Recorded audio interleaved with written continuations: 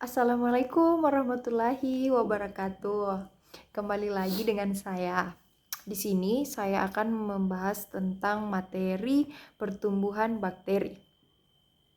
Dalam prosesnya, perbedaan bakteri dengan hewan pada proses pengambilan makanan dari luar adalah bakteri bersifat holofitis, yang berarti mengambil makanan dalam bentuk cairan, sedangkan hewan yang bersifat holozois mengambil makanannya dalam bentuk padat. Pada proses reproduksi bakteri bisa bereproduksi secara seksual dan juga aseksual, yang dimana aseksual itu membelah diri menjadi dua bagian atau binary division, yang dari satu menjadi dua, lalu menjadi empat, empat menjadi delapan, dan seterusnya. Waktu di antara dua pembelahan disebut dengan generation time, dan ini berlainan untuk setiap jenis kuman. Misalnya, contohnya pada Escherichia coli sekitar 15-29 menit, Salmonella typhi 23-24 menit, Staphylococcus aureus 27-30 menit, Mycobacterium tuberculosis kurang lebih 15 jam, Treponema palladium sekitar 1980 menit atau kurang lebih sekitar 33 jam. Fase pertumbuhan bakteri dibagi atas 4 fase. Yang pertama, fase initial, fase eksponensial, fase stationary, fase deklinasi. Nah, saya akan memberikan sedikit penjelasan dari keempat fase tersebut. Yang pertama ada fase inisial, dapat dikatakan juga sebagai fase penyesuaian, yang dimana pada fase ini umumnya terjadi sekitar 2 jam. Belum berkembang biak, hanya bakteri yang kuat saja yang dapat bertahan. Aktivitas metabolismenya itu sangat tinggi untuk persiapan ke fase selanjutnya. Lalu yang kedua ada fase logaritmes atau fase eksponensial. Jumlah bakteri bertambah dengan sangat cepat. 1 menjadi 2, 2 menjadi 4, 4 menjadi 8, dan seterusnya. Tetapi hanya sampai titik C, karena zat makanan semakin berkurang sedangkan jumlah bakteri semakin banyak. Sisa metabolit yang beracun semakin banyak, semakin bertambah. Yang ketiga ada fase stationary, yaitu jumlah bakteri statis tetap karena jumlah bakteri yang lahir sama dengan jumlah bakteri yang telah mati. Lalu terjadi kompetensi memperebutkan makanan antara bakteri-bakteri tersebut. Yang keempat, fase deklinasi. Jumlah bakterinya semakin berkurang karena jumlah bakteri yang mati lebih banyak daripada bakteri yang lahir. Jumlah makanannya yang semakin sedikit, dapat terjadi bentuk abnormal.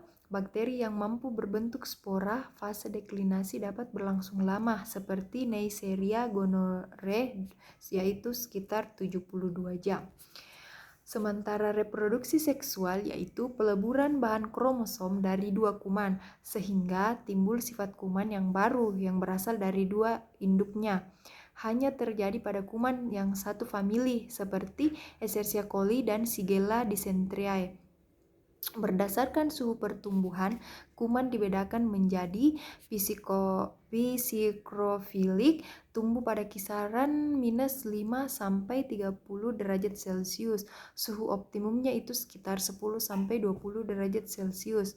Lalu mesofilik tumbuh pada kisaran 10 sampai 45 derajat Celcius. Suhu optimumnya yaitu 20 sampai 40 derajat Celcius.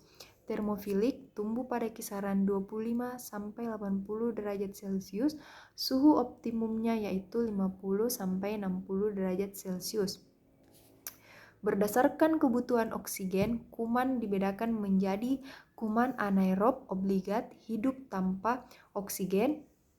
Kuman aerob obligat ini bakteri yang hanya hidup di dalam lingkungan oksigen bebas. Kuman fakultatif aerob, bakteri yang hidup di dalam lingkungan baik yang mengandung oksigen bebas ataupun sama sekali tidak mengandung oksigen. Lalu berdasarkan sumber nutrisinya, bakteri autotrof, bakteri yang dapat menggunakan CO2 sebagai sumber bagi pertumbuhan dan sintesis metabolisme tubuhnya. Autotrof fotosintetik memperoleh energi dari cahaya. Autotrof kemosintetik ini memperoleh energi dari oksidasi substrat inorganik seperti besi dan sulfat. Bakteri heterotrof, bakteri yang hanya dapat menggunakan senyawa organik, karbohidrat sebagai sumbernya. Nah, itulah tadi materi saya tentang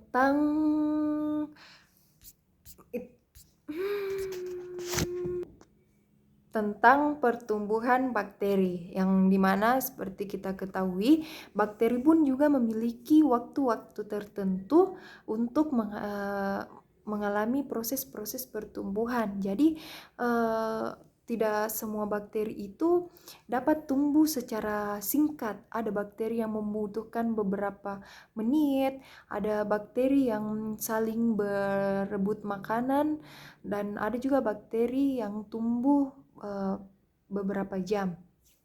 Itulah materi saya. Terima kasih telah menyimak. Jika ada kekurangan mohon dimaafkan. Assalamualaikum warahmatullahi wabarakatuh.